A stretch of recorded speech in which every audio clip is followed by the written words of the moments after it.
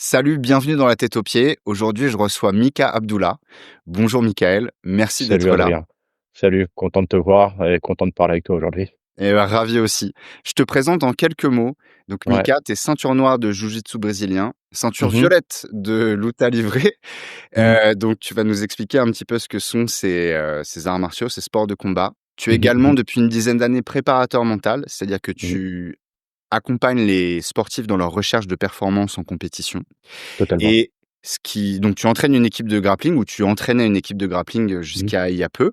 Donc ça fait Mmh. déjà des journées chargées, mais en plus de ça, tu es père de famille, donc tu as 3 grands-enfants C'est et ça. donc avec tout ça, tu as trouvé le temps de venir, dans la tête aux pieds pour nous parler, donc je t'en suis très reconnaissant Bah, je t'en et prie, c'est un plaisir. bonjour, je m'appelle Adrien Mater. Dans le podcast La tête aux pieds, je vous présente une autre vision du mouvement et de l'entraînement, comme une façon de redonner au corps sa juste place dans nos vies et dans notre société. Si ce dont je vous parle résonne en vous, je vous invite à associer la pratique avec ce discours en construction. À partir du 29 octobre, je vous propose de rejoindre ma pratique Somatic Mind, en ligne ou en présentiel à Paris. Somatic Mind, c'est une autre façon de bouger, au-delà de la recherche esthétique ou de la quête de performance. C'est une façon d'allier la conscience et l'intensité, l'attention aux sensations et la qualité du geste. La pratique vous permet de développer un corps fort et coordonné, souple et ancré, mais aussi un esprit plus libre et plus créatif, des émotions plus vivantes et plus régulées, et aussi une communication basée sur l'écoute et sur l'authenticité. C'est le fruit de 25 ans d'expérience en arts martiaux, en pilates, en yoga et dans les techniques somatiques. Somatic Mind, c'est une façon d'améliorer votre qualité de vie et la qualité de vos relations. C'est un chemin pour développer l'intelligence du corps et l'agilité de l'esprit. Toutes les infos sont en description. Bonne écoute. Eh bien, au-delà de t'es vraiment la tête aux pieds si tu fais sport de combat et prépa mentale, hein, tu as tous les Totalement. éléments requis pour venir parler ici. Mais je pense qu'au-delà de ça, il y a vraiment des affinités, humaines et une façon de travailler, et d'être même, sur laquelle on se rejoint parfaitement. Totalement. Alors du coup, pour commencer et puis, hein, c'est une conversation qui va se dérouler un peu d'elle-même. Est-ce que tu Mmh. peux réexpliquer ce que c'est que la préparation mentale? Parce que, c'était obscur il y a quelques années. Maintenant, j'ai l'impression que ça s'est vraiment démocratisé, généralisé, dans le sport de haut niveau. Mais, qu'est-ce que c'est en fait, en quelques mots? Alors tu sais, la préparation mentale en quelques mots, c'est optimiser la performance sportive ou entrepreneuriale en gérant efficacement les interférences mentales qui peuvent survenir pendant la préparation. Quand on parle d'interférences mentales, c'est le stress, on connaît, la confiance en soi, les émotions, le discours interne, et cetera, et cetera. Et en fait, nous, notre boulot, c'est vraiment de cibler les problématiques, les difficultés ou la recherche d'optimisation de la performance du sportif de très haut niveau ou amateur aussi, d'accord? Pour l'aider à être performant de manière optimale au jour J, au moment crucial, tu vois? Et c'est ça, c'est mon taf, en fait. C'est mon taf depuis une dizaine d'années. OK. Mais comment ça fonctionne alors? Parce que je pense que ce qui était, vraiment déjà connu, c'était la préparation physique, donc on voit Mmh mh. qu'on va Mmh. augmenter, la force, l'endurance, la vitesse, des choses comme ça. Mmh, mmh, mmh, mmh. Mais de quelle manière on peut s'entraîner, on peut entraîner son mental? Alors ça, c'est une très bonne question parce que on parle souvent de préparation mentale et dedans, comme c'est encore, on va dire, enfin, en France, c'est une discipline encore jeune. Parce qu'à l'époque, quand j'ai commencé, vraiment à me former au Canada, nos amis nord-américains sont toujours un peu plus en avance sur pas mal de domaines, surtout les domaines de la performance sportive. Heu, En France, c'est jeune encore et surtout à l'époque parce qu'on met c'est un peu fourre-tout, on met un peu plein de choses dedans, on met, des éléments de motivation. On se dit que en tapant comme un ouf, sur un sac de frappe, ça va te motiver en mode, Full Metal Jacket, alors que c'est pas du tout le cas, tu vois? Le truc comme ça ou, en regardant les films de Rocky et cetera, ça va t'aider à alors oui, mais pas que. En gros, pour t'aider, tu fais appel à différentes techniques, hem, qui font connecter les neurones et le physique. J'essaie d'être le plus simple possible pour nos communautés. C'est-à-dire que l'idée, c'est que tu vas faire appel à des techniques issues de la programmation neurolinguistique, d'accord? L'hypnose, l'auto-hypnose, et avec différentes spécificités qui vont t'aider à pouvoir gérer ces éléments-là. Quand je parle par exemple de programmation neuro-linguistique, Ouais, ça qu'est-ce que va c'est? être, alors la programmation neuro-linguistique, c'est savoir déceler les leviers qui vont te permettre de débloquer, donc des leviers mentaux, de débloquer certains donc blocages, forcément, pour t'aider à aller mieux. Par exemple, c'est très tu vois, en fait, tout est plus ou moins connecté. La programmation neurolinguistique, l'auto-hypnose, la visualisation et cetera. Tout ça, en fait, fait partie de la préparation mentale. Quand on parle de programmation neurolinguistique, c'est-à-dire que tu vas faire appel à quelqu'un qui va savoir te montrer, te mettre le doigt là où tes leviers sont bloquants, d'accord? Sans rentrer forcément dans les traumas parce que c'est pas notre taf, on va Ouais, faire c'est app pas de la dans ces traumas. psychologie non plus, C'est enfin, pas de la psychologie, c'est c'est une pas de la psychanalyse, quoi. psychologie de comptoir, c'est pas de la de la psychiatrie, c'est pas tout ça, non, on n'est pas du tout, dans ce domaine-là et l'idée, c'est de pouvoir amener la personne à débloquer elle-même ces éléments de stress, confiance en soi, en faisant appel soit à de la visualisation, de l'imagerie, de, la fixation d'objectifs, de la respiration et cetera et cetera et cetera. La programmation neurolinguistique est vachement utilisée en Amérique du Nord pour aider les personnes à arrêter de fumer, pour, se mettre, en condition dans le cadre d'une présentation de produits pour de la vente et cetera. Tu vois? Par exemple, mon formateur, lui, il bossait beaucoup avec les entreprises nord-américaines, pour justement aider les équipes de vente à pouvoir être plus performants, à gérer leurs émotions et cetera pendant Mmh. une vente cruciale. Voilà, en quelques mots.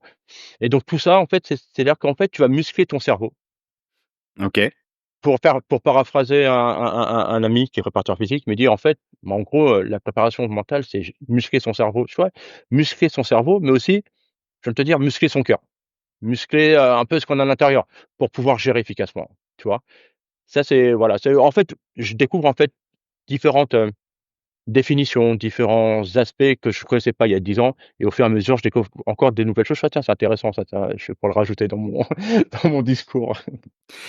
Mais donc ouais, quand tu donc c'est préparation mentale, mais on pourrait parler quasiment de préparation émotionnelle, si je te suis bien, quand tu dis muscler Exactement, son cœur c'est exactement, et exactement. c'est, en termes un peu techniques de ce que j'ai cru comprendre, c'est Mmh. ça peut être réguler les états internes, c'est ça que tu C'est ça. En fait, tu vas apprendre à réguler, tes pensées, tes émotions et donc ta posture physique, d'accord? Pour pouvoir, vraiment donner une, prestation la plus optimisée. D'accord? La plus optimale. C'est exactement comme quand tu fais de la préparation physique. On va oui. essayer de mettre ça en parallèle. Quand tu fais de la préparation physique, ben, tu as forcément plus de lacunes dans, alors pour essayer d'imager, hein, peut-être sur tes membres inférieurs, d'accord? Tu as moins de bagages physiques dans les membres inférieurs, dans certains mouvements, que dans tes membres supérieurs, d'accord? Donc l'idée, c'est de combler un peu cet écart-là. OK, suivant ton sport bien sûr, parce que tous les sports n'ont pas la même préparation physique, OK? Mais pour pouvoir optimiser vraiment ton rendement, ton rendu le jour de la compétition ou le jour du match ou le pour la saison. La préparation mentale, c'est ça, c'est-à-dire qu'on va devoir prendre en compte les différents états émotionnels que tu peux avoir, d'accord? Que tu risques d'avoir, OK? Et ça se fait comment ça? En fait, c'est sous la forme de ce que je mets en place, c'est un questionnaire de performance où OK. sur une soixantaine de questions très courtes. Ça me permet de voir à peu près où est-ce qu'on en est avec la personne avec qui je travaille sur donc comme je dis le discours interne, la confiance en soi, la gestion du stress, la fixation d'objectifs et cetera, d'accord? La gestion des émotions et à partir de là, en fonction du discours que lui va me tenir sur la problématique, les 3/4, allez 99 du temps, ça se rejoint et ça me permet de planifier après, de savoir, bah, on va bosser sur ça aussi, parce que c'est important de bosser là-dessus, parce que ça risque d'arriver à un moment donné au cours de ton processus de performance. Est-ce que tu peux donner un ou 2 exemples de questions justement qui sont dans ce questionnaire-là? Alors, par exemple, les questions vont toucher à la fois vont toucher à la fois la compétition et l'entraînement, OK. d'accord? Ça permet de voir souvent qu'il y a des questions qui reviennent et je réponds à ta question dans la foulée. Ouais, ouais. Ouais, à l'entraînement, j'arrive à être bon, j'arrive à tenir tête à des bons combattants, à des bons gars, mais j'arrive en compétition, j'ai rien, je comprends pas. Par exemple, ça va être, une question très simple, un truc très simple, on va prendre sur, la fixation d'objectifs. Je viens à l'entraînement avec un objectif clair en tête. Jamais, ça va de un, jamais à tout le temps 5, d'accord? Et tu auras le même type de questions à la compétition. Par exemple, je viens en compétition, je sais exactement ce que je dois faire, je sais ce que j'ai à faire et cetera, tu vois?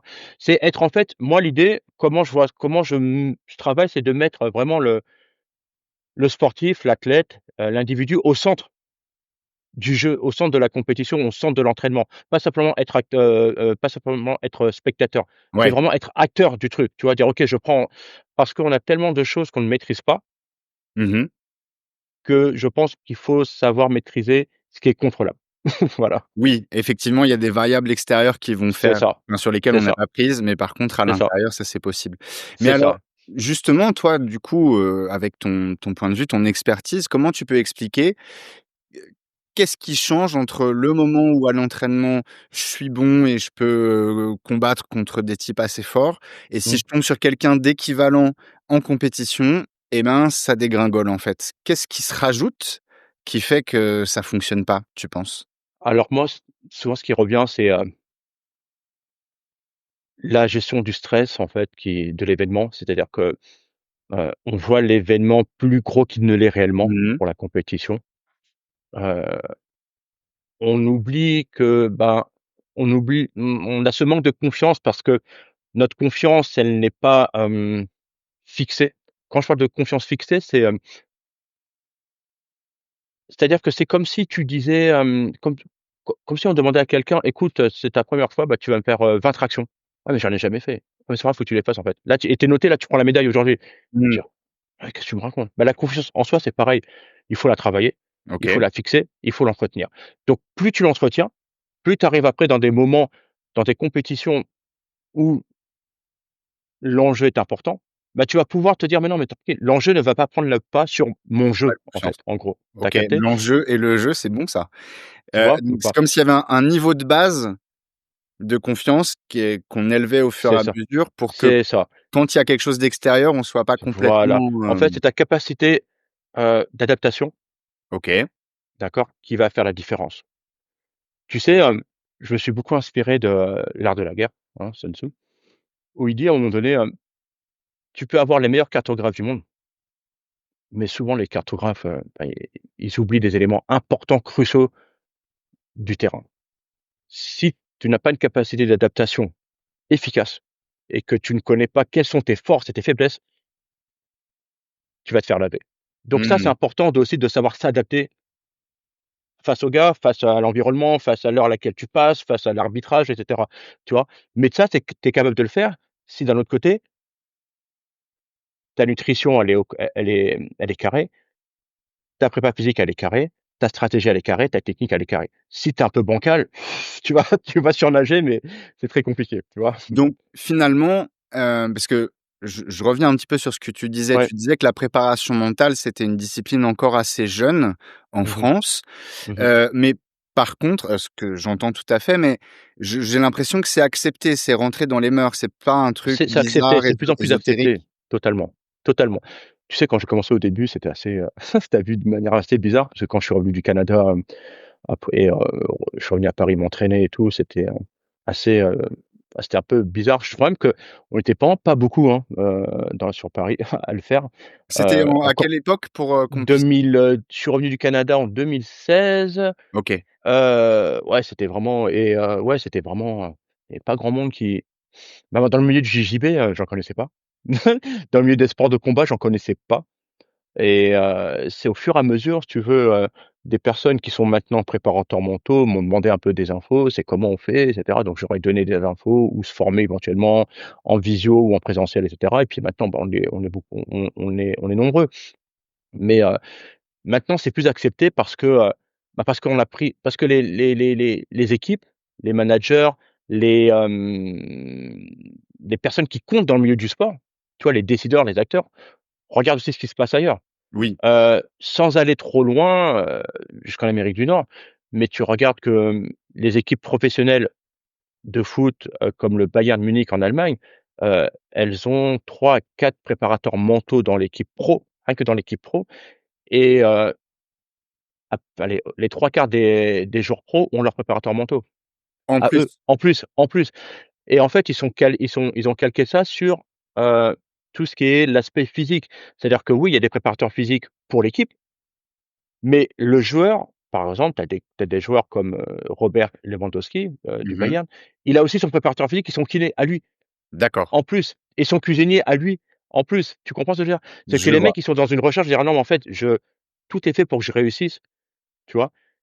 Et que j'atteigne mon plein potentiel. En fait, c'est ça et moi, c'est comme ça que je vois le taf. C'est que on n'est pas tout seul dans un coin, à recevoir les gens, sur un divan avec, une veste en tweed en attendant non, c'est en fait, moi, c'est un travail d'équipe. C'est ouais, OK, il y a le préparateur physique que je dois savoir comment ça se passe, l'entraîneur et cetera. Ça, par contre, c'est pas encore totalement encore, dans les mœurs parce que tu veux en Fran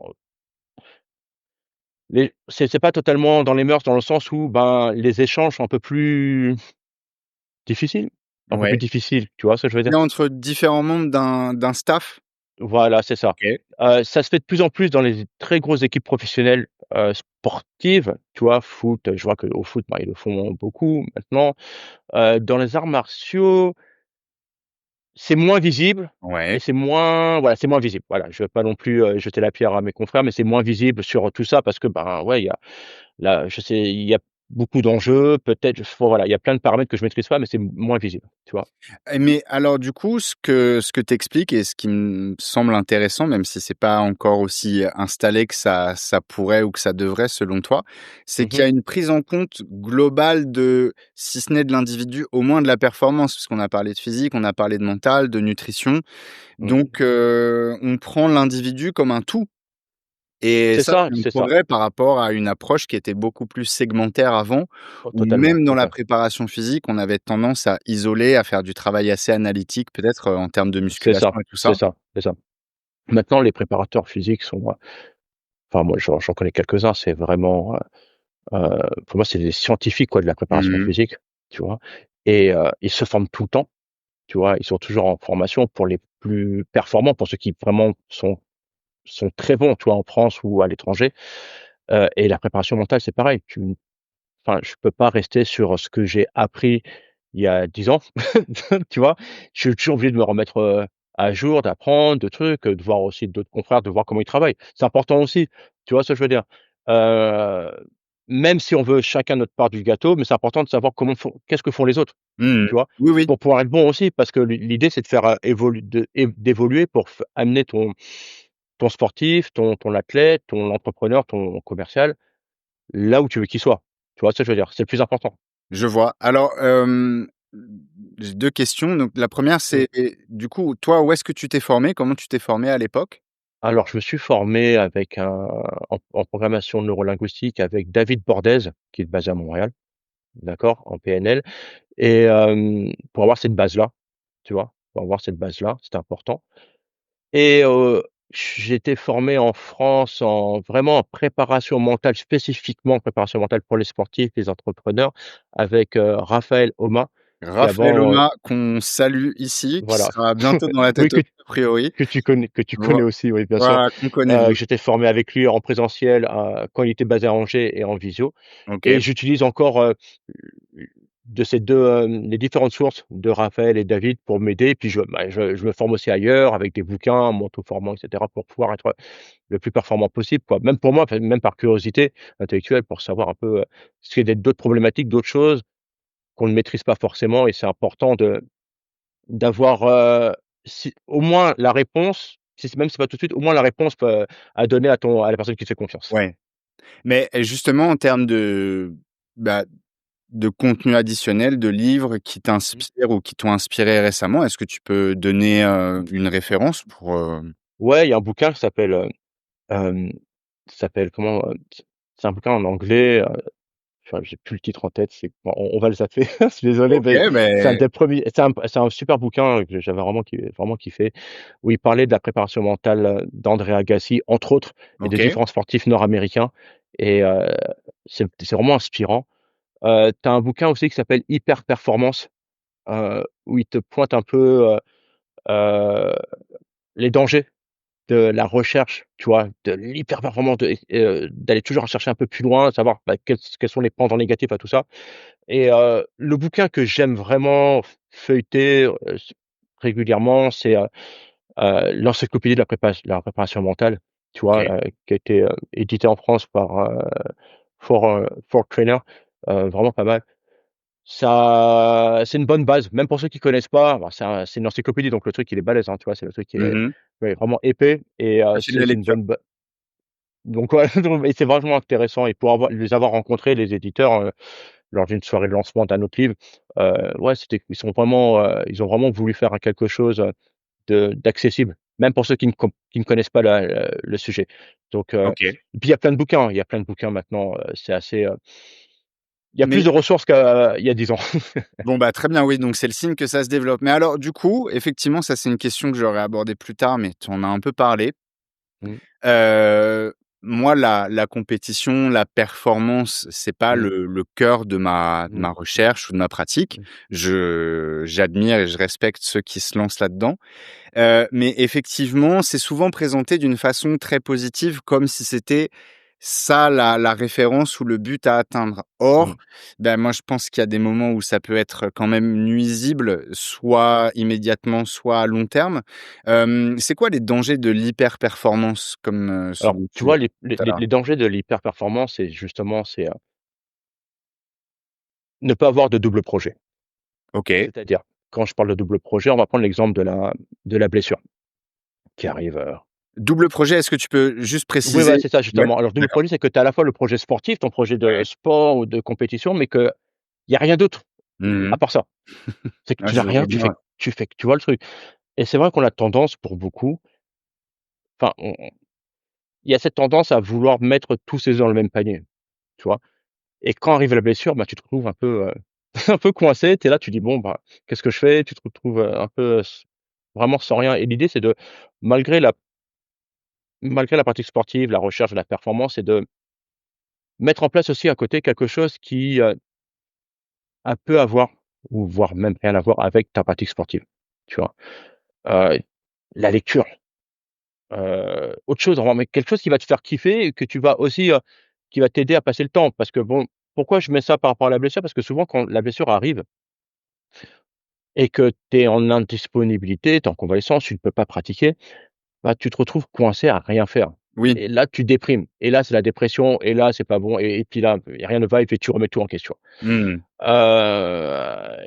Quelqu'un de mon entourage très proche, pendant 1 an, il a pas pu, s'entraîner comme il le voulait, mais surtout combattre comme il le voulait et le risque, c'est la perte de motivation et c'est ce qui lui est arrivé, tu vois? Donc là, je travaille avec lui pour dire: «Vas-y, on va reprendre ensemble là», sans forcément faire de la compétition comme tu l'as fait auparavant, mais tranquillement. Tu vois? Je Mmh. lui dis: «Il faut que tu on y aille tranquillement» et j'ai la compétition en soi, c'est bien, c'est très bien pour si tu veux le faire, il y a pas de problème, mais c'est pas ça qui va te définir. C'est pas le résultat qui va te définir. Tu vois ce que je veux dire?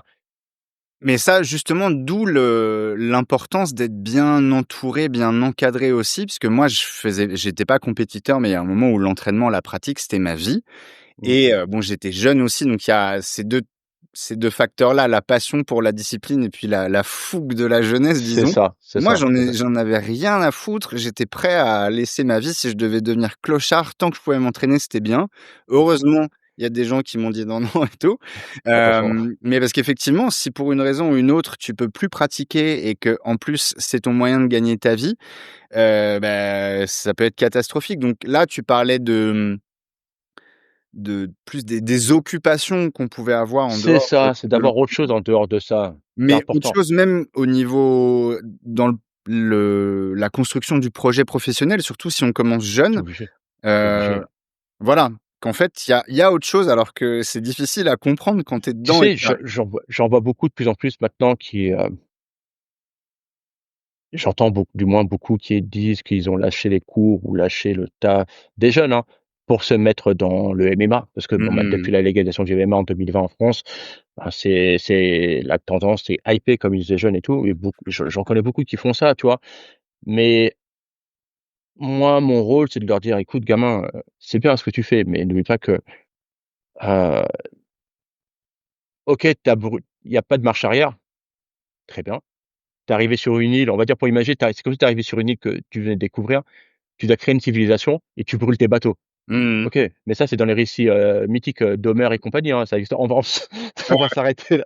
Ou alors si tu as 1 000 € de côté, tu peux gérer, mais dans les 3 quarts, c'est pas vrai et ça, je dis: «Non, mais il faut mettre en place un autre projet, il faut quand même que tu passes que ce soit des diplômes dans le sport ou pas, peu importe, il faut que tu aies des diplômes», tu vois? Moi, j'encourage tout le monde, jeunes et moins jeunes, parce qu'il y a pas d'âge pour passer des diplômes, mais de faire des diplômes parce qu'en France, c'est comme ça fonctionne. Un C'est moins vrai aux États-Unis et au Canada, mais en France, c'est comme ça fonctionne où tu dois avoir des diplômes pour pour te nourrir en vrai.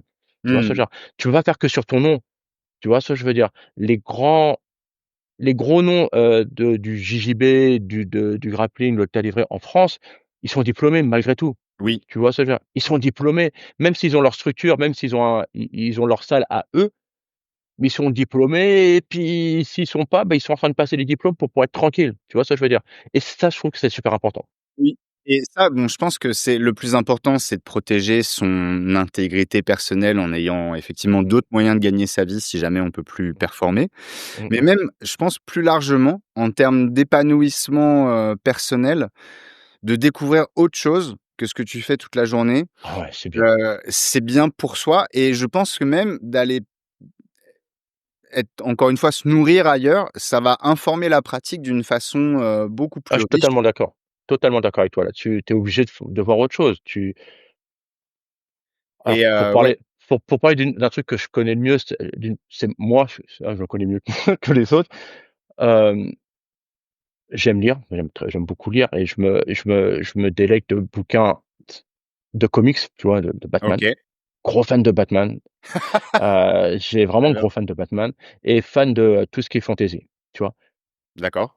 Donc j'adore lire et je trouve dans ces ouvrages-là, dans ce que je lis, beaucoup de choses qui vont nourrir ma pratique, heu, du sport, de la préparation mentale. Tu vois ce que je veux dire?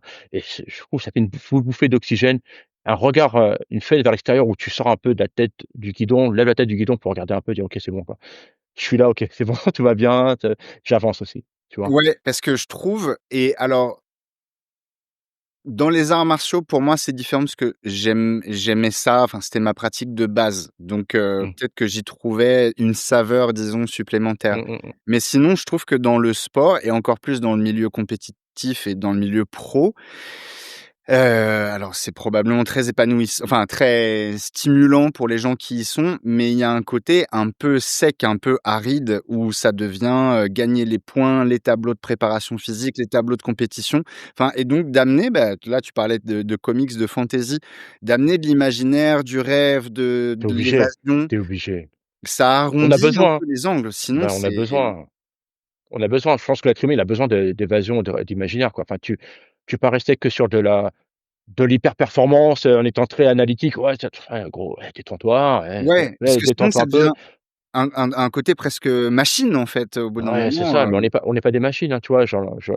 On n'est pas que des valeurs, on n'est pas que des chiffres, on n'est pas que des réponses à des questions que ton préparateur mental va te donner ou des tests de force de ton préparateur physique, tu sais? On est aussi on est un être humain, on a besoin de s'évader, imaginer, rêver, ne rien faire, Mmh. heu moi qui te dis ça, j'aime pas ne rien faire, tu vois? Mais c'est important de rien Ouais. faire, c'est important de lâcher de son sport, tu vois?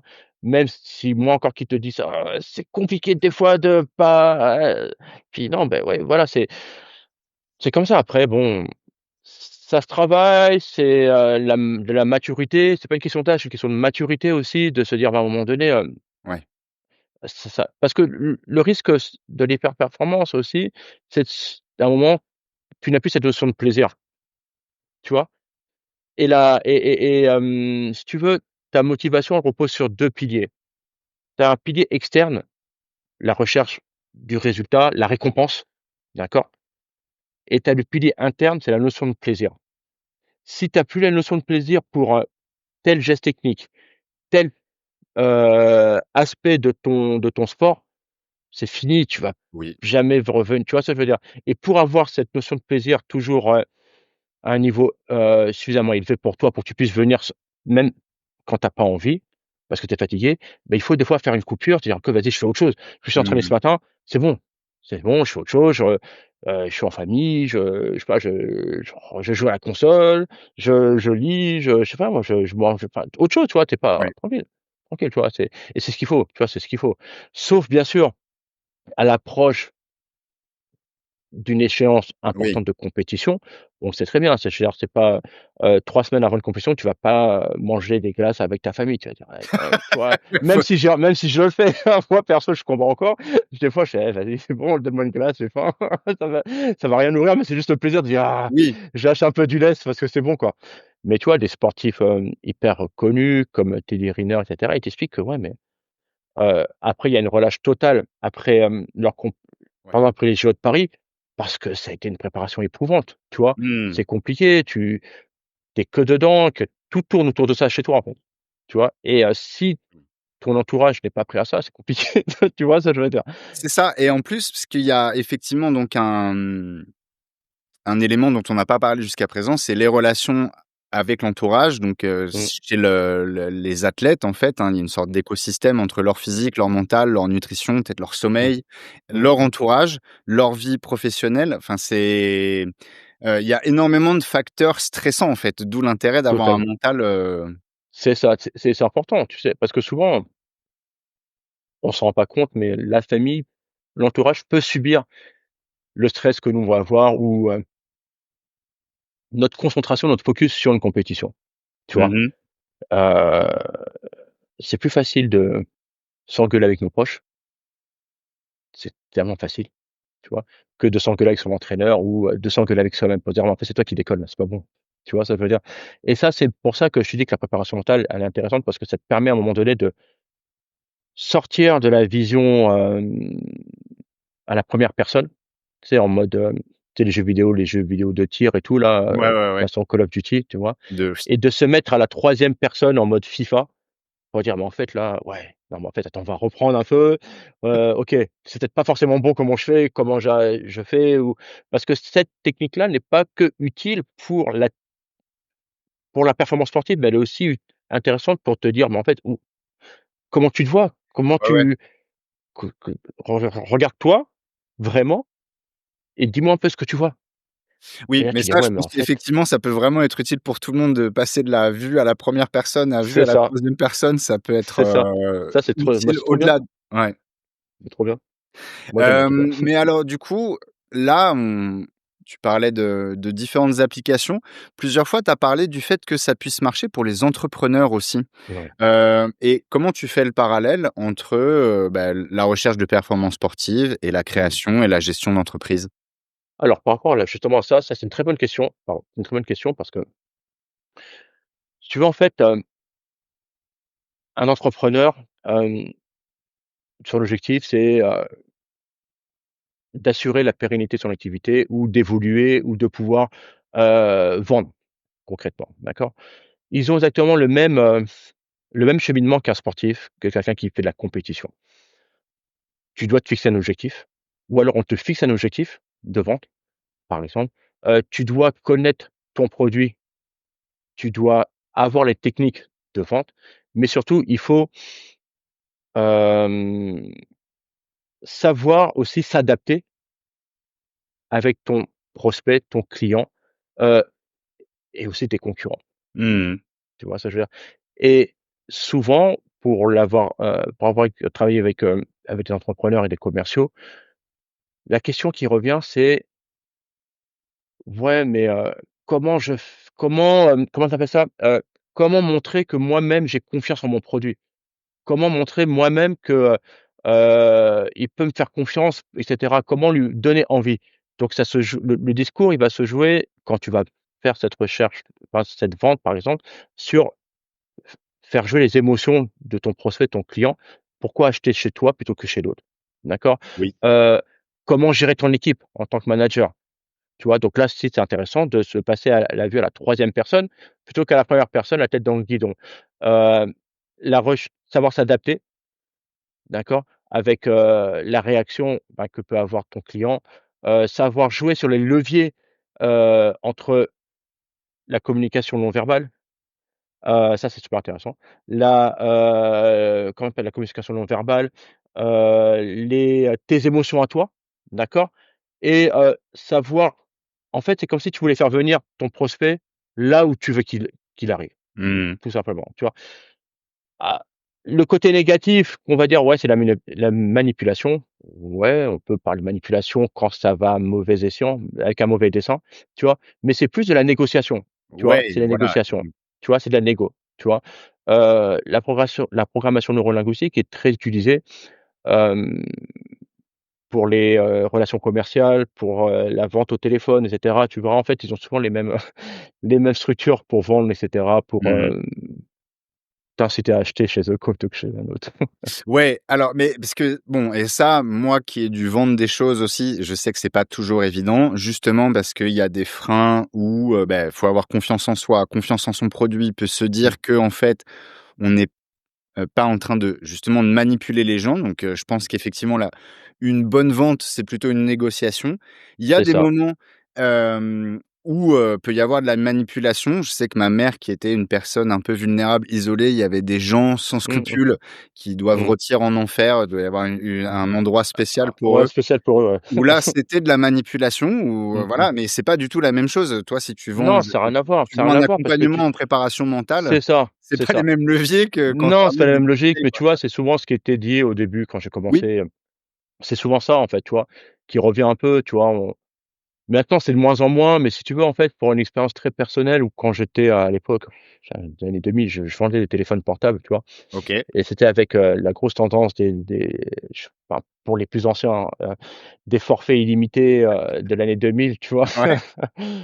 Et à un moment donné, il fallait que je vende. Alors moi, je vendais tranquillement, OK, mais, à un moment donné, il y avait une mère de famille qui parlait pas bien français, qui voulait acheter un cadeau pour son fils, mais, il fallait lui vendre un forfait. Mais je lui disais à mon chef: «Mais je vais pas lui vendre un forfait, elle a pas besoin de ça. Elle veut juste Mmh. à l'époque ce qu'on appelle les Mobicards, tu vois? Les trucs Ouais, sans ouais. engagement, rien». Il me dit: «Oui, c'est». Je fais: «Beh non, elle veut pas de ça et puis elle a pas le budget, je vais pas la faire signer un truc, elle comprend rien, ça va pas ou quoi?» Oui. Tu vois? Mais c'est pas possible en Ça, fait, c'est de la mais moi, tu vois? ça aurait été de la C'est pas manipulation. mes valeurs ça, je vais pas faire un Mmh. truc de ouf parce qu'elle parle pas français et puis, après repartir sur moi, ouais, je suis comme je m'en fous des fois, hein, c'est pas grave. Moi, Mmh je mh. vends juste une Mobicard, elle me demandait une Mobicard, je vends la Mobicard avec le téléphone, les Ola à l'époque là, tu vois? Mais c'est tout. Les bons vieux 3310 solides là et puis c'est tout. J'ai pas besoin Elle a pas besoin d'autre chose et Oui. voilà, je préfère ça. Donc du coup, il peut-être que ça, c'est une des choses dont on n'a pas encore parlé. Pour performer aussi, il faut un alignement, que ce soit donc dans la compétition ou dans la vente Mmh. ou dans autre chose, Mmh mh. faut avoir des valeurs et que nos actions, elles soient alignées avec ces valeurs, tu dirais? Moi, je pense, c'est important. Tu sais, dans nos sports et on peut en parler juste après, on peut être amené à, on peut se blesser à l'entraînement en compétition, tu vois? Et moi enfin, je préfère à la je préfère perdre un combat, Mmh mh. même en compétition, plutôt que de blesser un mec, en vrai. Tu vois ce que je veux dire? Je vois, ouais. Je préfère faire un travail propre qu'un un truc un peu sale où tu risques de blesser le gars, tu vois? Que tu connaisses ou pas, c'est pas en Oui, fait, on fait un enfin, ça va, on n'est pas à l'UFC là, tranquille, on oui. va se détendre, tu vois ce que je veux dire? On n'est pas en train de et ouais, je préfère non, c'est pas grave, je préfère perdre, c'est pas grave. Je préfère perdre Mmh. plutôt que et si tu veux, j'ai souvent cette tendance-là à me quand je fais des sparring, donc des combats d'entraînement, quand je vois que je vais un peu trop vite, trop fort, trop loin, je dis: «Ça va? Tout va bien?» Il me dit: «Ouais, c'est bon, OK, d'accord». Moi, je préfère ou laisser passer le mec, tu vois? Oui. Qui me prenne une position désavantageuse pour moi, plutôt que de me risquer de le faire mal. C'est pas grave, c'est pas grave. Je sais que j'aurais pu, mais voilà, je vais Mmh. pas non plus, risquer une blessure et donc faut un alignement. Heu, la compétition, oui, c'est très bien, mais ça veut pas dire pour autant qu'il faut que tu mettes, en jeu l'intégrité physique de ton adversaire du moment. Tu vois ce que je veux dire? Oui. Sauf alors il y a la boxe, il y a tout ça, bien sûr, oui, bien sûr, tu es pas là non plus pour te faire des papouilles, on est d'accord, même dans le grappling, le jiu-jitsu brésilien aussi, bien sûr. Après, je préfère rien gagner plutôt que de faire mal pour faire mal, en fait, tu vois ce que je veux dire? Mmh. Même si le mec il tape pas par orgueil et tout, je vais pas lui risquer de lui péter le bras, quoi. Enfin, Donc c'est pas il possible. tape pas, donc c'est-à-dire qu'il abandonne Oui, pas, pardon, excuse-moi, bloqué voilà, dans c'est une ça. non, non, c'est C'est pas ça, de souci, mais c'est ça, pour préciser pour les gens qui connaissent moins bien.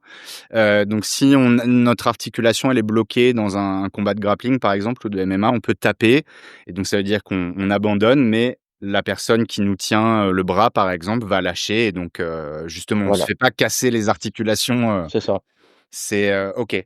Après, c'est ce qui est Hem, arrivé à mon frère il y a en 2014-2013 à Rennes, une compétition, il a pas tapé, mais le mec, il a continué à Rennes et son bras a pété, enfin sur le c'était horrible, le bruit, je me rappelle et il est resté pendant 1 an sans pouvoir s'entraîner, quoi, tu vois? Et après voilà, j'en ai pas voulu au gars en question, à l'adversaire. Je lui dis: «Quand même les gars, vous voyez le poignet, il remonte là derrière le derrière le dos comme ça, là, je dis: «À un moment donné, tu déjà l'arbitre est en faute», mais tu vois, ce genre de truc où je dis: «Ouais, ouais, c'est too much, quoi, c'est pas». il y a une responsabilité globale où il y en aurait un des 3 qui aurait dû s'arrêter Ouais, peut-être un petit peu. ouais, de ouf, ouais, de ouf. C'est ça, en fait. Je vois, mais je pense qu'effectivement, il y a une question d'attitude. Donc comme tu dis, bah, même, bon, dans le grappling, je pense que c'est un peu différent. J'ai moins d'expérience que toi, mais j'ai Mmh. eu l'impression qu'on pouvait gérer avec un peu plus de douceur ou mettre beaucoup d'agressivité. Mais il y a un contrôle qui est plus dur à avoir dans les sports de percussion, par exemple. C'est plus difficile. Ouais, Et bien sûr. pourtant, je pense qu'il y a une façon de faire où peut y avoir quand même on peut rester aligné avec ses valeurs et d'avoir du respect et le respect de l'intégrité de Totalement, l'autre. totalement. Même si on lui tape dessus, il y a une façon de faire parce que je regarde moins de combats qu'avant, mais on voit bien quand même, on sent bien l'attitude, des gens et donc on peut le faire avec, on peut taper sur quelqu'un avec du respect et C'est si on ça, a en envie fait, de c'est lui ça. nuire Exactement, exactement. OK. Exactement, c'est exactement mais quel que soit le sport, en fait, tu vas pas risquer de blesser un mec, gratuitement, mais quel que soit enfin, dans les sports d'opposition type, rugby, foot, Oui, bah, les voilà, sports co voilà, faut faire assez attention, tu vois? Je veux dire, des fois, je vois des trucs sur des matchs, faut les gars, vous abusez quand même, tu vois? C'est oui. super dangereux, tu vois? Mais on revient à cette idée alors bon, il peut y avoir une question de caractère individuel, on est plus ou moins attentif à l'autre, mais aussi ce contexte d'hyper performance où il faut gagner la compétition, parce qu'il y a les sponsors et les trucs et puis Mmh, que, c'est plus individualiste qu'avant. J'ai l'impression même dans les sports d'équipe où tu parlais de chacun a son staff avec les réseaux sociaux, enfin, c'est des mmh. petites unités un petit peu séparées comme ça et donc ça fait qu'il y a peut-être une conscience de l'autre qui est moindre aussi. On va être, moins Ouais, respectueux. je pense aussi, peut-être, bah, après, enfin, on le sait, si on est dans une société très individualiste, tu vois? Malheureusement, à mon avis. Hem, on a la pression du résultat, Ouais, on nous demande d'être performant tout le temps pour rien pour un long. On a des applications pour compter les pas, combien d'heures j'ai dormi, combien ceci, ouais. De tout c'est quantifier? ouais, tout quantifier, c'est bien, mais à force, c'est un peu lourd à gérer, quoi, tu vois? Oui. C'est tout ça qui fait que la pression, en fait, il faut qu'on je pense qu'il faut qu'on remette l'humain à sa place tranquillement, heu, s sans oublier qu'on doit aussi avoir des résultats, bien sûr, probant. Bah, après si tu es sportif professionnel ou que tu aspires à devenir professionnel, tu dois faire, avoir des résultats, mais sans pour autant perdre tes valeurs ou perdre ton humanité vraiment. Enfin, tu vois ce que je veux dire? Moi, Ouais, ouais. il y a des choses que je ne ferai pas, des pratiques sportives que je n'aurai pas parce que c'est pas mon truc, hein. Enfin, tout bonnement mais moi j'aime bien regarder comme ça certains trucs, tu vois? Mais, je non, je veux dire moi je me vois pas mettre des gants avec un mec, quoi, tu vois? Là, réellement. Ouais, bah, c'est un niveau, d'engagement supérieur. Mais je pense qu'effectivement, le quantifiable, tu parlais de voilà, de compter le nombre de pas pour les gens qui sont même pas sportifs de haut niveau. Ouais. Maintenant, aujourd'hui, on a des applications pour tout mesurer, ce qui peut Mmh donner mh. des repères, ça peut être intéressant, mais je pense que tout ce qui est quantifiable, c'est un outil et pas un objectif, finalement, On est sauf d'accord. dans certains cas très précis, mais Totalement, même totalement. dans la recherche de performance à haut niveau, ça va être qu'une période, assez courte dans la vie d'un individu. Finalement, Mmh. on souhaite que Ouais, les gens, ils aient une vie avant, ils aient une vie après et c'est donc ça. il y a des gens pour lesquels, gagner un centième de seconde, ça peut faire une grande différence, mais à Oui, comme l'échelle tu dis, la d'une vie recherche de sponsors, le de passer d'être, remarqué pour une équipe pro, bien sûr, tu vois? Bien sûr. Mais c'est pour ça, tu vois, qu'on parlait tout à l'heure de double projet. De savoir aussi, ben, prendre de la distance avec ça, ne pas, être une machine, mmh que la tu vois? Je m'entraîne avec, ça fait quand même 15 ans que je fais, ces sports-là. Je me suis j'ai fait des sparring, des combats d'entraînement avec des combattants pros et cetera. Mais tu vois que même eux, ils ont besoin de faire autre chose, tu vois? Tu peux pas ou des jeunes qui aspirent à devenir combattants professionnels, ils ont besoin de faire des coupures, entre 2 préparations de combat, de faire autre chose, tu vois? Réellement, tu Mmh. vois? Tu es obligé, sinon tu vas dans le mur, en fait, à mon avis, hein. Il y avait Tom Duquesnoy, il y a pas longtemps, qui expliquait que le cycle, préparation, régime, combat, vacances, au bout d'un moment, ça tournait en rond et c'était plus Ouais. satisfaisant pour lui. Ouais, Hem, c'est pour ça qu'il a arrêté assez tôt, quoi, d'ailleurs. ouais, ben alors, bah, moi, je trouvais que c'était un exemple un peu atypique et que, Ouais, alors totalement. qu'il avait encore beaucoup d'années, Je dis de performance devant lui et pour exactement. potentiellement un titre, Mmh c'était un mh. des seuls qui avait dit: «Bah non, moi j'arrête, Ouais, je mais vais faire autre chose». c'était incroyable ça, quand cette décision-là, j'ai fait: «Ah ouais, quand même», j'ai dit: «Waouh, incroyable». Enfin, genre, faut être courageux pour se le dire pour se l'assumer soi-même et de dire: «Écoute, c'est bon, maintenant c'est plus ma tasse de thé, quoi». Mais je devais, enfin, j'en parlais avec, quelqu'un qui est dans un professeur d'université en STAPS, qui Mmh. connaissait pas Tom et qui me disait: «Mais pourquoi en fait? Qu'est-ce qui fait que» parce que ça le surprenait aussi sa décision, tu vois? Alors qu'il pouvait gagner un titre potentiellement Mmh. de s'arrêter.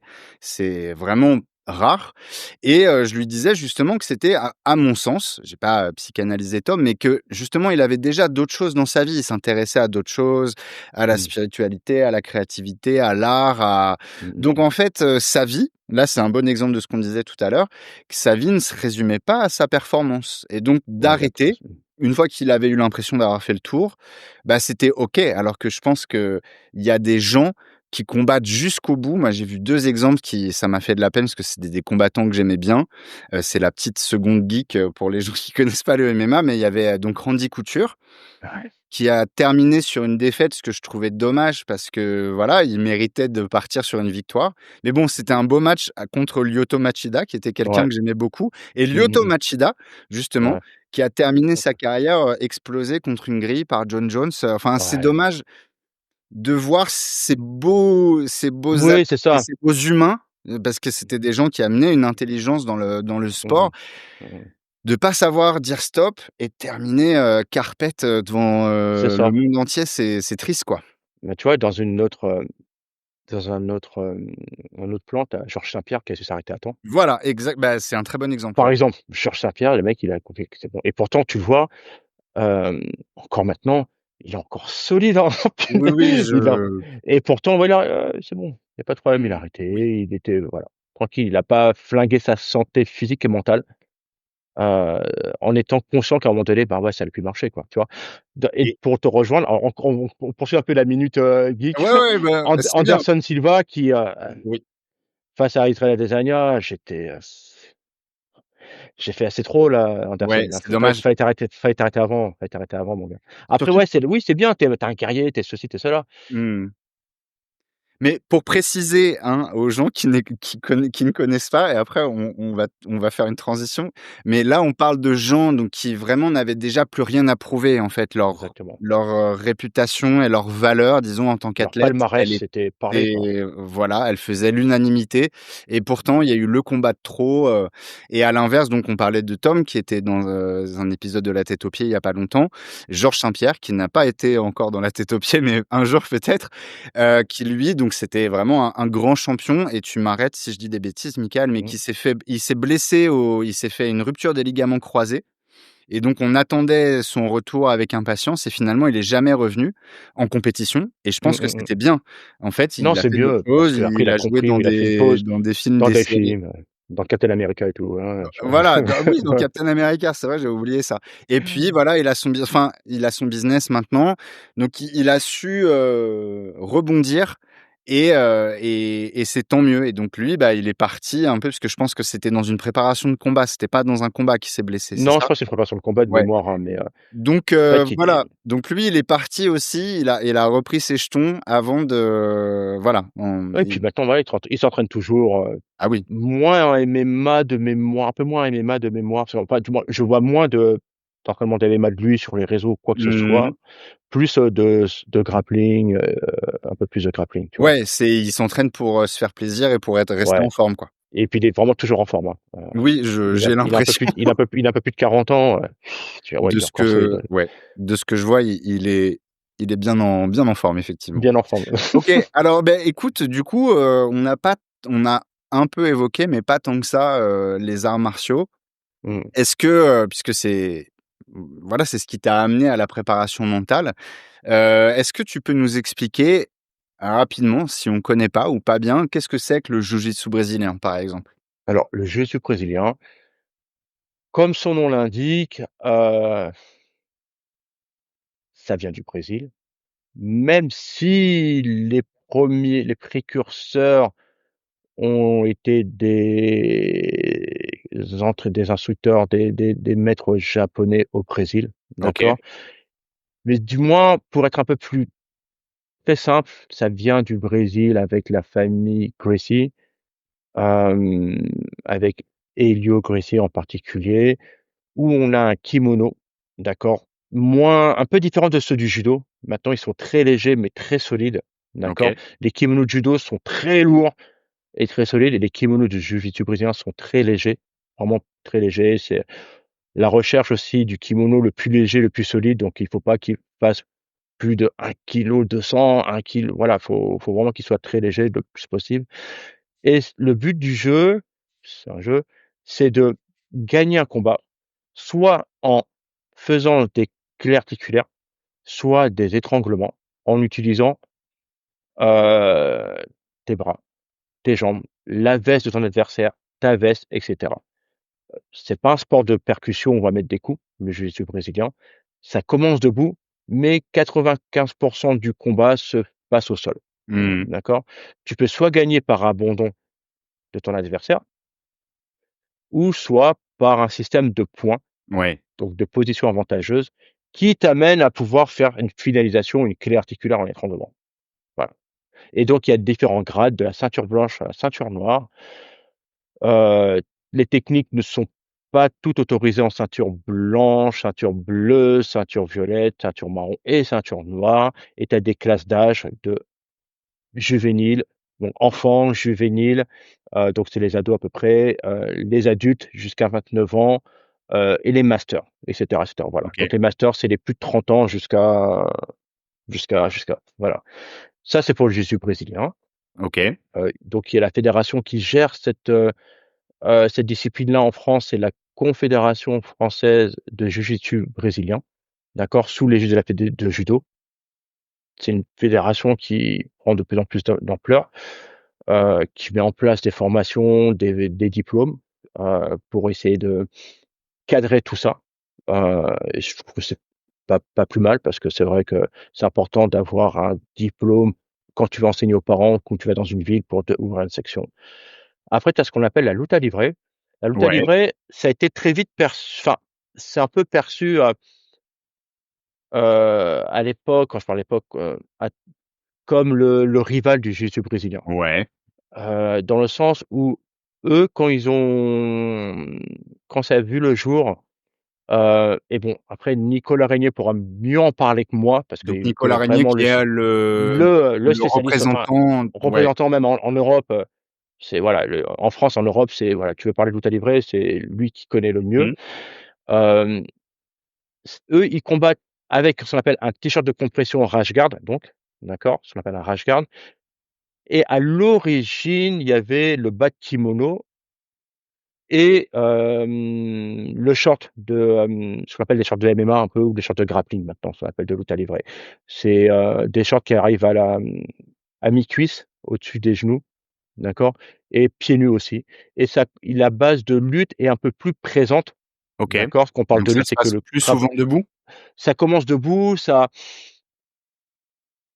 l'aspect lutte est plus présent dans l'aspect technique que le jiu-jitsu brésilien. Le jiu-jitsu brésilien, tu peux travailler debout, mais c'est vrai que la recherche va souvent plus se faire au sol tout de suite, assez rapidement. C'est en mettant un bémol, hein, c'est-à-dire qu'après tu vas avoir des combats de lutte à livrer de 100 kimonos, donc pour essayer d'être un peu plus précis, où ça va commencer tout au sol et ça va pas lutter forcément. Mais c'est vrai qu'en général, tu apprends beaucoup à lutter pour D'accord. la lutte à livrer. Lutte à livrer veut dire lutte libre en fait, Oui. en portugais, tout Mais simplement. de pour qu'on comprenne bien, quand tu parles de lutter, c'est tout ce qui se passe debout et ensuite au sol, c'est une autre phase, disons, quoi? C'est une autre phase, voilà, c'est ça. Il y a beaucoup de ressemblances Ouais, avec le jiu-jitsu brésilien.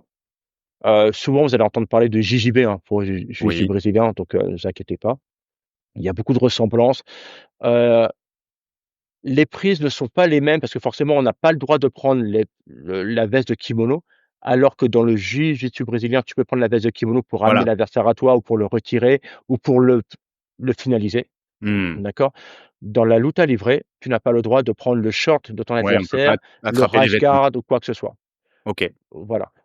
Et alors, du coup, bon, ça, c'est des aspects un peu techniques. Toi, qu'est-ce que ça t'a apporté ou qu'est-ce que ça t'apporte? Peut-être c'est différent maintenant si ça fait longtemps que tu pratiques, mais en tout cas, qu'est-ce que tu y as trouvé dans cette pratique?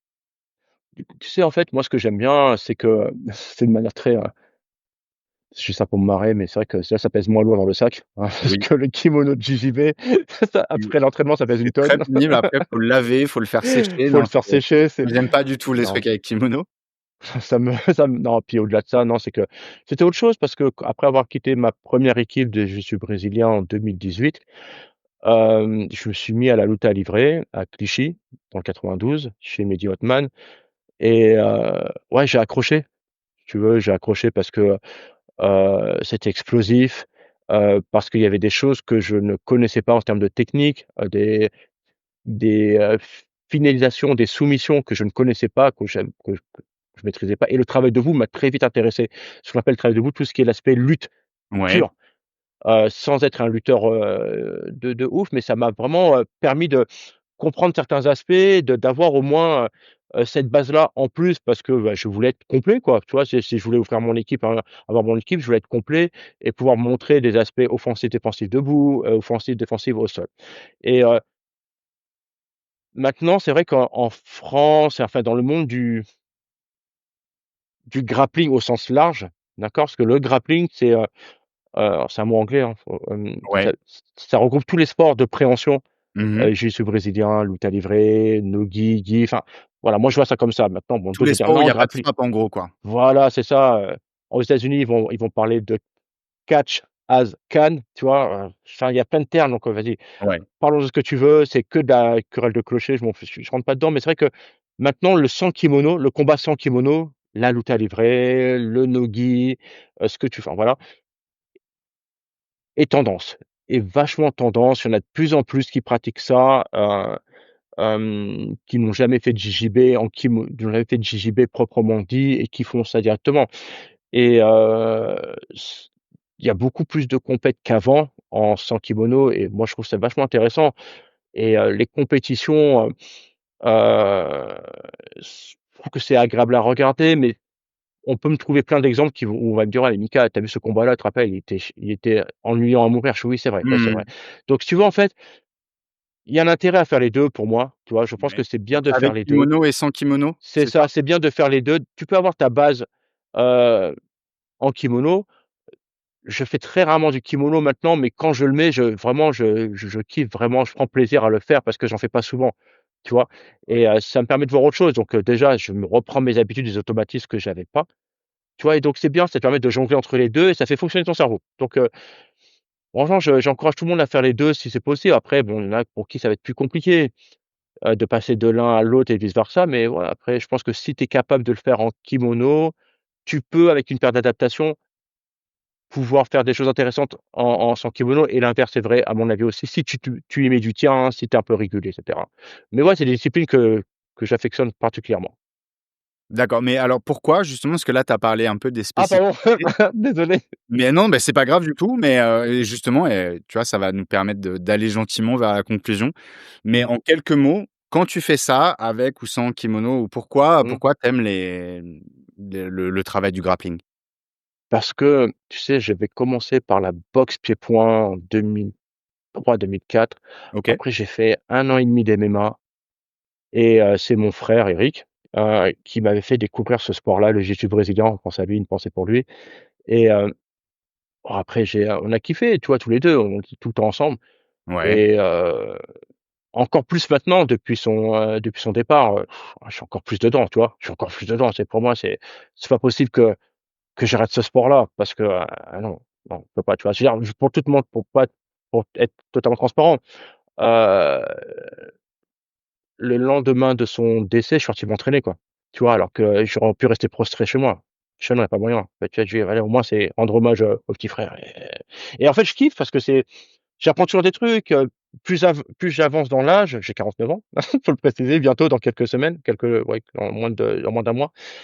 Hem, il y a des jeunes qui arrivent, sont très forts et ça me donne envie de ouais, bah, tiens, OK, j'ai envie de voir un peu comment j'arrive à tenir le coup face à des jeunes et cetera, quoi. Mais voilà, c'est vraiment un plaisir et j'aime bien cette sensation de jeu d'échecs, d'arriver, de contrôler, de passer, de contrôler, de pas mettre de puissance brute forcément tout le temps, de pas taper les gens aussi, c'est pas mon truc. OK. Voilà. Oui, parce que là, j'ai très récemment, la semaine dernière, j'ai roulé, donc c'est le terme qu'on utilise pour dire on a fait un peu de grappling un tout petit peu avec Mmh, quelqu'un. Il y avait vraiment cette image de jeu d'échecs qui m'est venue à l'esprit. c'est Je ça. suis très content qu'on ait eu un petit mot pour, Eric, donc pensée pour lui et Eric, Mmh. donc qui aimait la littérature, le football, les clés de bras et les blagues douteuses et donc je C'est pense à ça. lui souvent et donc bah, je suis très content qu'on en parle dans La tête aux pieds. Mika, est-ce que avant qu'on conclue, est-ce que toi, tu aurais justement, parce qu'on a parlé de plein de choses pendant cet Mmh. épisode, Mmh mh. une ressource à proposer aux auditeurs, aux spectateurs, que ce soit, un livre, un film, une recette de cuisine, une pratique, ce que tu veux, un petit quelque chose avec quoi on peut repartir aujourd'hui? Ah, il y en a tellement. Allez, moi, j'aime bien ce que ma femme m'avait offert pour, Noël dernier. C'était le livre de Kobe Bryant, OK, heu Mamba Mentality, ouais, je crois que c'est le titre. Il est incroyable. Le livre, il est incroyable et tu vois, en fait, le mec, il faisait de la préparation mentale. Il te fait de la préparation mentale dans son livre, en fait. C'est un d'accord. truc de ouf, en fait, tu vois? Je t'en parle, j'ai des frissons tellement il est vraiment incroyable ce livre-là. Le livre de Kobe Bryant, franchement, en plus de livre de Batman, hein, mais bon, Oui, voilà, ce que moi j'allais te demander, donc deuxième question, Kobe Bryant, OK, on note. hein. Et quelle aventure de Batman en BD tu recommanderais? J'en ai lu quelques-unes, mais je suis curieux de Ouais, savoir. c'est il y a celui alors allez, j'en ai 2 vraiment que j'ai vraiment Allez, kiffé de Batman. Il y a La cour des hiboux, je savais, très bien. il est Là, il a incroyable marqué les celui-là. esprits. La cour des hiboux, il est incroyable et il y a aussi, Batman, Silence, le premier, tu vois? OK. Et celui-là, là, il y aura un deuxième qui va sortir là avec, il revient tout bref, mais le Batman Silence, incroyable, c'est un gros truc et grosse œuvre. Mais après il y en a plein, enfin, je veux dire, Oui, mais je suis pas objectif, mais, c'est pas grave si parce c'est que les 2 à emporter, La cour des hiboux, Batman Silence. Silence. Allez, le dernier, Batman avec, Joker, c'est Killing Joke. Ouais, OK, Incroyable, incroyable. Même mon frère qui était pas fan de comics, il l'avait acheté, pour te dire. d'accord.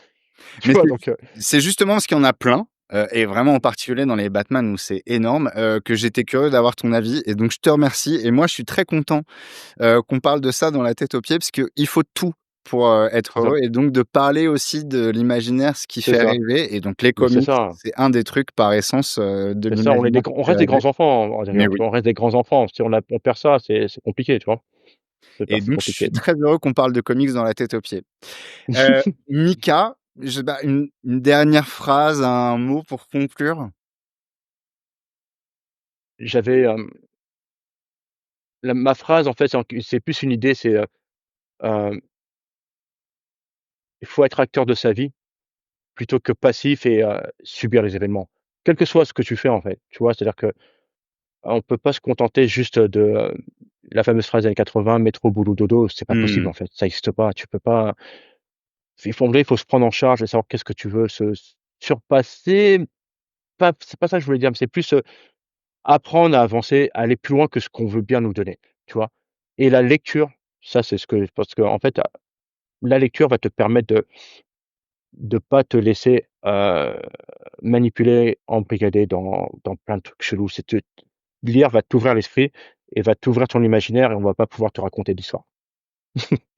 Extraordinaire conclusion. Je fais pas Ouais, un voilà. plan caméra parce que notre, équipe technique est un peu réduite. En gros, je suis tout seul. Mais, voilà, la lecture, je partage, Ouais, j'ai ouais. pas grand Moi chose aussi chez là, moi, mais des livres. je me suis pas mis devant mes bibliothèques, mais j'en ai beaucoup aussi. Voilà. Donc, bah, écoute, je suis d'accord, la lecture, pardon, pour l'imagination et l'autonomie, ça me Mmh. paraît être une magnifique conclusion. Mika, Voilà, voilà. merci beaucoup, Mais j'ai merci eu à grand toi. plaisir à discuter avec toi. Bravo pour ton parcours. Merci d'avoir Merci beaucoup. partagé, ton expérience avec nous. Mmh. Si on veut, te retrouver, je mettrai en description donc tes réseaux, tu es sur Instagram, tu as un site aussi ou Non, le site, non, non? là, j'ai fermé, mais je suis sur Donc LinkedIn aussi OK, et et puis, bah, voilà on quoi. trouvera comment te contacter. C'est Ça roule. Mika Préparation Mentale, sur internet et il y aura des liens dans la description. Merci Cool. beaucoup et on Merci se beaucoup. retrouve la semaine prochaine pour un nouvel épisode de La Tête aux pieds. J'espère que cet épisode vous a plu. Je vous donne rendez-vous jeudi prochain pour un nouveau numéro. D'ici là, si vous voulez soutenir La Tête aux pieds, vous pouvez mettre une super note là où vous l'avez écouté, en parler autour de vous, partager les épisodes sur vos réseaux et faire un don sur Patreon. Merci encore et à la semaine prochaine.